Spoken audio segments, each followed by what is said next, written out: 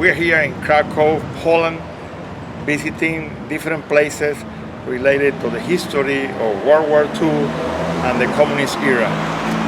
We decided to do this small video in front of the part of the wall of the ghetto that was built during World War II. This ghetto was built to separate the Jewish community from the rest of the city. They were already expelled in 1492, and they were expelled from Krakow to Kashmir area, and then again during the World War II, during the occupation of the Nazis. I decided to do this video here because of the symbolism behind a wall. We use a wall to separate, to put people inside a specific place, to segregate them, and to avoid them to grow or to move to other places. Walls in other places, in the United States, in Europe, have a lot of symbolism because it means that we are making a specific barrier, a specific boundary between two countries, two cultures, or two kind of people with different opinions.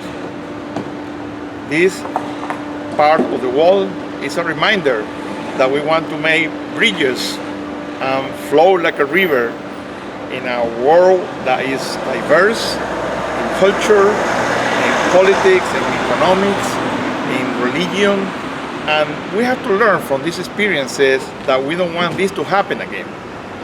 This is why when we are traveling and sharing these global learning experiences with you, we want to show you behind the scenes of the touristic places, of the tourism places. Of course, this is a tourist attraction. People come here to see the wall, but more people go to see other places, castles and towers and churches. But when we see these walls, we remind ourselves why we are learning about global economics or global business or international relations, why we have to build a better world, being scouts as messenger of peace, or being a person open to the ideas of other people.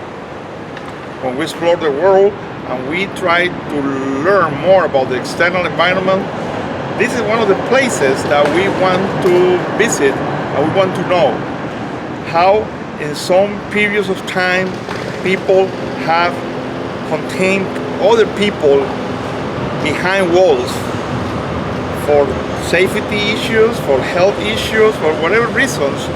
We made walls to control people.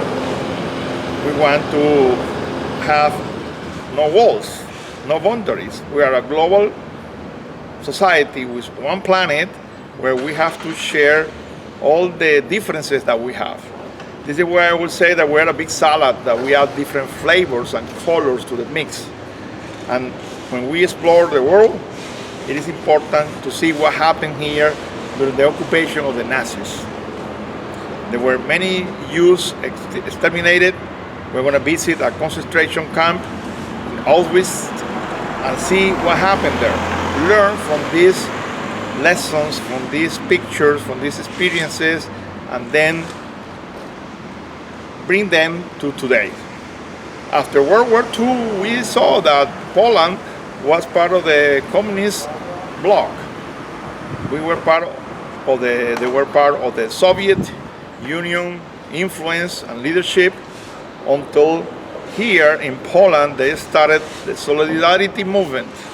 The Solidarity movement that started opening gates for democracy, breaking walls like the Berlin Wall, and creating a new world. Another important point here is to remember John Paul II. He was a worker during World War II and went underground to a seminary, a clandestine seminary, to later be a priest. In the same way there were clandestine seminaries, there were clandestine universities. The Nazis took professors and closed universities, and then we have a complete underground movement from politics, military, economics, and of course education to keep the Polish nationality, the Polish spirit underground, ready to grow when the times come. Take a look at this wall, see what happened in these cities, on these countries that we are now exploring and visiting, and be part of this global learning experience.